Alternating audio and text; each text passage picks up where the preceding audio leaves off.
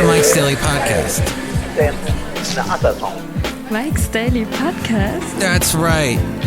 And my name's Mike. Mike's Daily Podcast. My name is Mike, and today we are at FFF episode 2699. Oh, we're almost there at 2700, 2700. That's something that is unencumbered by people. Mike's Daily Podcast. Echo, Mike, how many podcasts have you done? Oh, a lot. But thank you for listening to the show. Mike's So today, Daily I was trying to, what's the word? Podcast. Relax, and Yeah! I did the thing where I looked at the email, and I shouldn't have done that, being a weekend and all. Hey, you know what? Today is, everybody, do you know what? Because Mike's going to tell you what day it is. Because he's got that he's privy to that fascinating information. It's actually, if you're listening to this on the 30th, it's National Wicked Day. I have still not seen the musical. I know that Kristen Chenoweth came from that. And it was just this big, huge phenomenon 10 years ago. At some point, will go see it. But yes, because we are so close to Halloween, it's so scary, and that might have something to do with the podcast picture. And a little bit later on in this podcast, we're going to get to the Mike Matthews New Tunes Feud. Here's a little tip for you musicians that like to send me stuff at MikesDailyPodcast@gmail.com. Please send me YouTube links. I know I am not exactly the biggest fan of YouTube. They do things like take down your channels for the weirdest reasons, but I would love it. It's just so much easier. These links to Spotify and Deezer and all these other things doesn't help me, so I can't hear your music. And here's today's podcast picture. And of course, don't send me the song because it clogs up my email. Hey, that just happens to everybody. Your inbox, doesn't it? The podcast picture is of a scary little window display in the fine little town of Niles. And Niles is going to have, what do you call it, a Dia de los Muertos Day next weekend, a big celebration. So looking forward to that. The late great Basil the Boxer actually went to that. Last year he was around. We took him to that. Yeah. So it's also National Publicist Day. That maybe that's what I need as a publicist, because no one knows about Mike's Daily Podcast. They does not quite affect the world. Speaking of the world, it's World Audio Drama Day. Now, we have a lot of elements of radio theater in this podcast. But when you talk about World Audio Drama Day, it's telling the stories through sound. What's the cliche of the week? What's the cliche of the week? What's the cliche of the week? What's the cliche of the week? Being entertained through audio. This form of entertainment is called audio drama. The most important feature of audio drama is spoken dialogue, music, and sound effects, often added to enhance one's listening experience. Throughout the 20s and the 30s, that would be the 20s, the last century. What's the cliche of the week? What's the cliche of the week? What's the cliche of the week? What's the cliche of the week? You know well, War of the Worlds, Orson Welles, broadcast on Halloween night. Make some noise! Woo! Bringing to you live from Podcaster Valleymont, Mike's Daily Podcast. Audiobooks became especially popular with the invention of cassette tapes and portable cassette tape players. And I'm so sad because the last podcast I brought you, Let's Go Back with Matthews, and I'm able to do those where I'm playing old cassettes of old radio shows. I'm able to show you how I was on the radio 20, 30 years ago. because I recorded it onto cassette, but in order to get the cassette audio onto the podcast, I have to use it through this cassette player that's wired to the computer. Well, it broke. It finally gave up the ghost, and I've got to find a new one. I'm going to be searching on Amazon. I'll let you know what I find. But yes, I have to get some more, because I have so many tapes I need to. The Newsbleed section. Matthew's News. So you're probably doing a good thing by listening to this podcast. We do have a bit of audio drama in this podcast, so awesome. Thank you for doing that on World Audio Drama History Day, or World Audio Drama Day. That's fascinating. It is also Speak Up for Service Day. The importance of young people need to be actively involved in community services. Ridiculous random hosts. The Myclopedia Insanika. Of course, it's going to be Halloween on the 31st. It's also going to be National Doorbell Day. Because a lot of those are going to be ringing all over the country, all over the nation. National Doorbell Day. And in tandem with that, National Knock Knock Joke Day. Knock knock, who's there? Dwayne. Dwayne who? Dwayne the bathtub, I'm drowning. Or the one I really like is knock knock, who's there? Obnoxious cow who moo. National Caramel Apple Day. Ugh. But that is going on. Girl Scout Founders Day also happening. Fair and unbalanced. So, what else, Mike, you might be saying? Mike, give me something else interesting. Well, I've been doing some more interesting television watching stuff that you probably are not. I love me British shows because I sometimes fancy me a British person, and that's about all I can do with the accent. But yes, I found that show Unforgotten. Now, it has aired in the U.S., even though it is a British-made show. All right, let's go. News random. Yo, the mic tip. Masterpiece theater type masterpiece mystery, I think.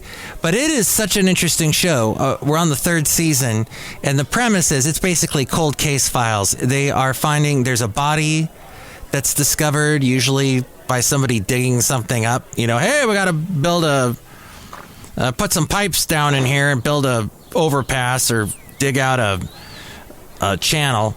As we go outside of Café Anyway, where we bring you Mike's Daily Podcast somewhere in Podcaster Valleyton, the last place on earth. And then they find a body, and they give it to this lady in the police force, this her department. They look into, okay, did this person die by murder, or was this suicide? What was it? What killed this person? Natural causes, whatever. And of course, with this show, it's always murder. And they track down the murderer. It's usually 30 to 40 years. It's pretty interesting. Back that the person was killed. And so people are much older. And this show should also be subtitled Lying Liars and They're Lying. Because these people, these characters, all these characters lie like crazy. And you're introduced to all these characters surreptitiously.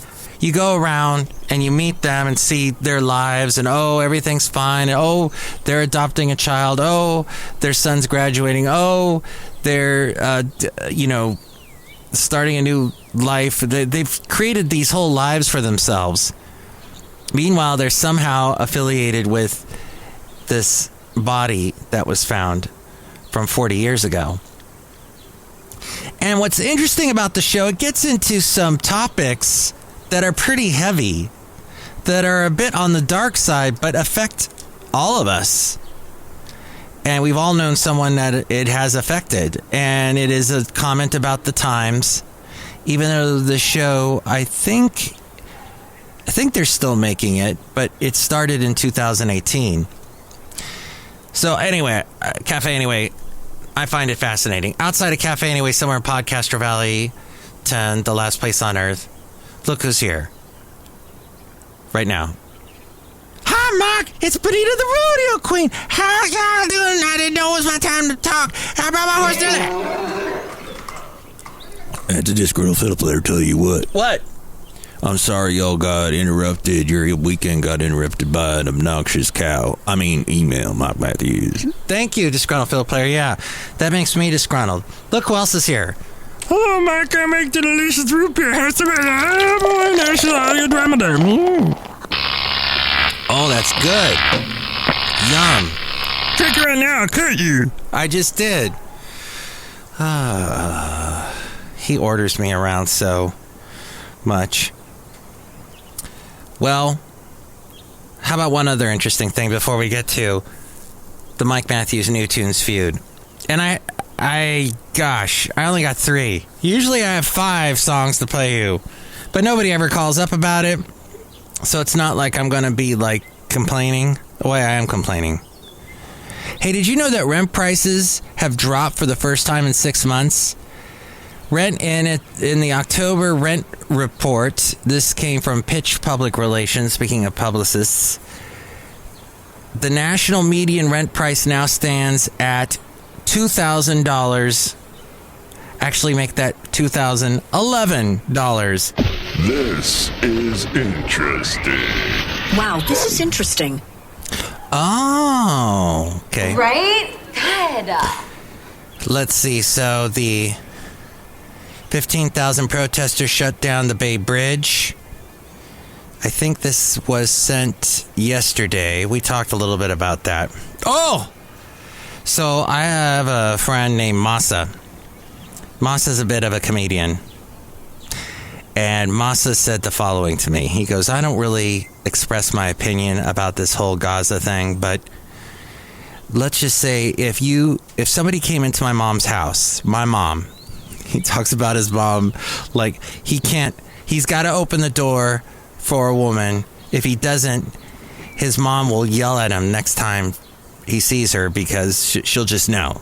It's one of the things he says. But he goes, if somebody walked into my mom's house and slapped her, and then this person says to my mom, oh, you can't slap me, you can't have any retaliation, no, that's not fair, you can't.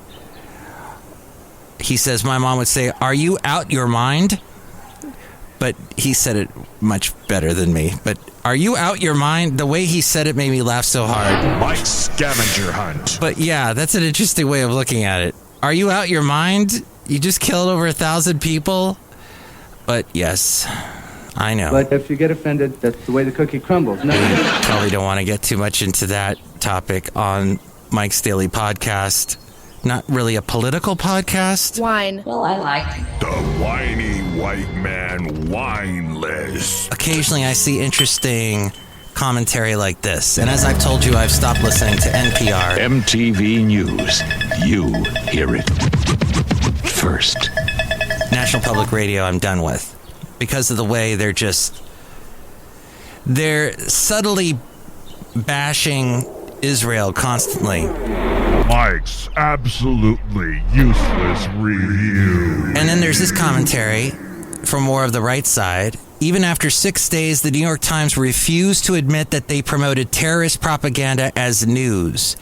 You'll remember they reported, based on Hamas claims, that Israel destroyed the El Ali hospital in Gaza and killed 500 people.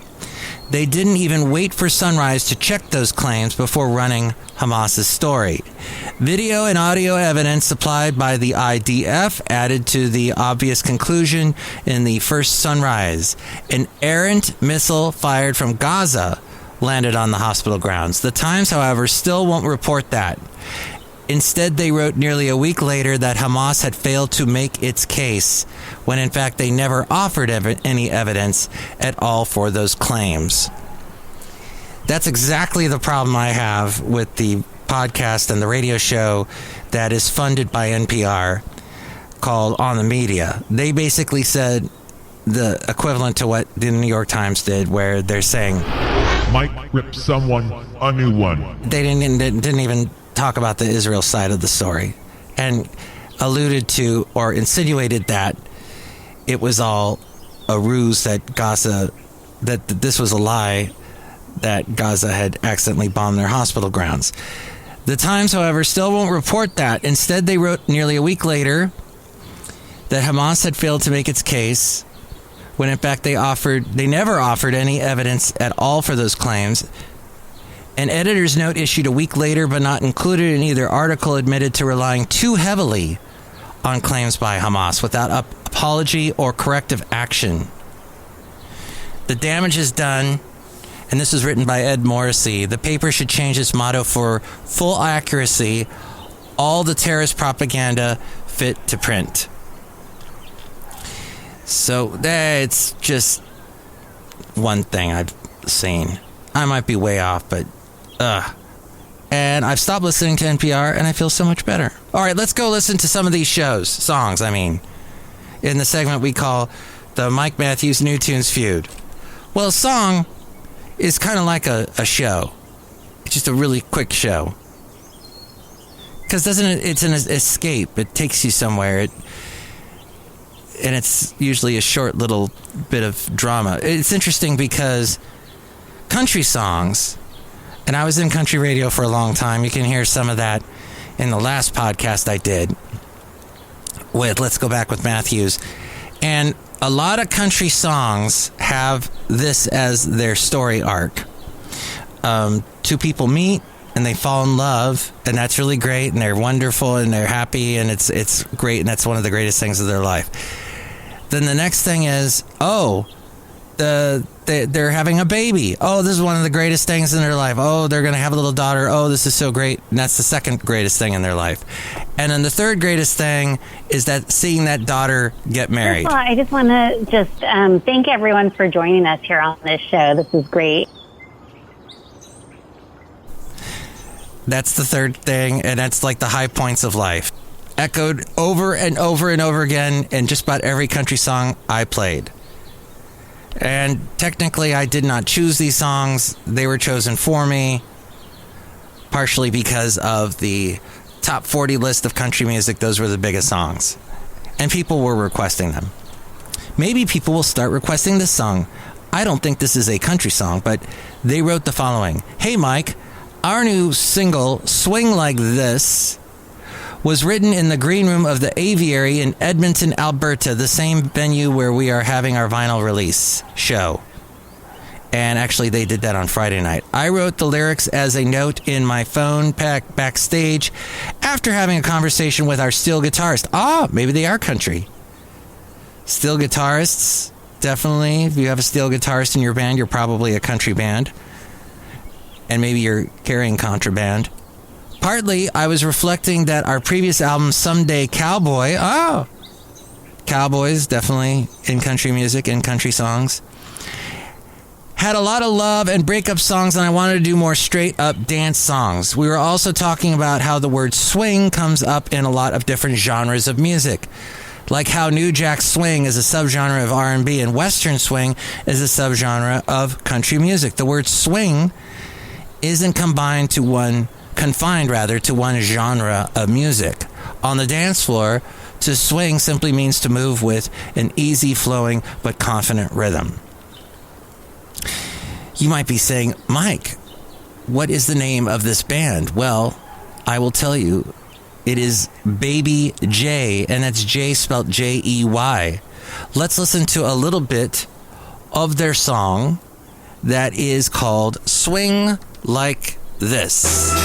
You move so naturally side to side, and when you're close to me, I don't wanna leave. Let's dance forever, never say goodbye. Swing like this. All right, I can't play much more. I'll get dinged by YouTube, but it sounds pretty good so far. I like it. Okay, that is the band Baby J and Swing Like This. Do you like that song? You can call me 510-228-4640.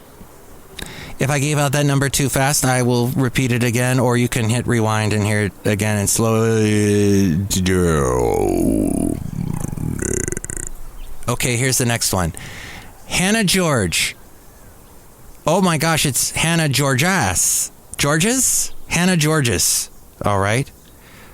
It says here, in just under a month, Hannah Georges, she released an album back during the summer. Let's see. It just talks about, I hate when they just talk about, she's going to tour. Oh, she's got a new album. Oh, she's going to tour. Oh, she's got a new single. Oh, she's got who cares? Tell me a bit about her. Well, it says, while Georges has a rich history of collaboration, her new album is her first release where she has taken on the lead producer role. All right, whatever. They're not giving me anything, so I'm just going to play you a little bit of Hannah Georges. This is called Home.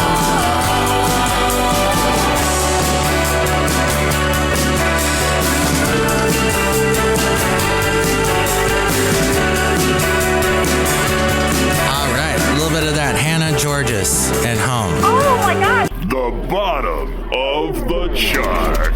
Pretty good songs that never made it on the radio because people didn't think they were worth it. But you know what? They come back up and people start playing them, and it's like, oh, where'd that come from? Ain't life grand?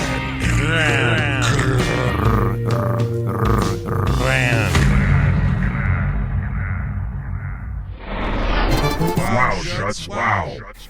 The last one here is the Umbrellas. They have a sophomore album. That means it was made by a bunch of sophomores. No, it means it's their second album. It says the Umbrellas' debut album was one of the surprise hits of an otherwise grim 2021.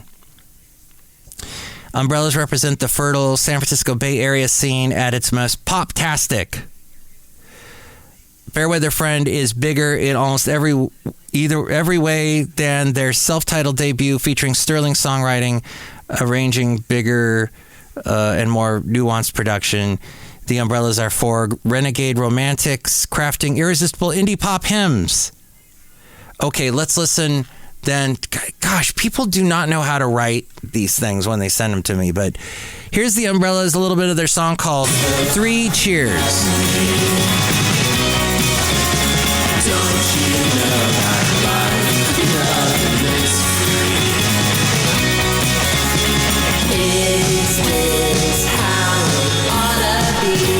Aw, that's so cheerful and happy. The Umbrellas. Did you like that one? Which one did you like best? Baby J, Hannah Georges, or the Umbrellas? Maybe we'll just keep it to 3 songs from now on. Makes it a little bit easier for me. But there you go. Which one did you like best? You can call me at this phone number. Call Mike at the Café Anyway hotline.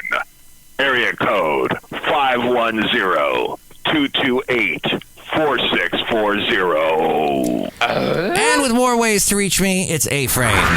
Mike's Daily Podcast is written and produced and performed by Mike Matthews. His podcast is super easy to find. Download or listen to his show and read his blog at MikesDailyPodcast.com. Email Mike now at MikesDailyPodcast@gmail.com. See you tomorrow. Bye!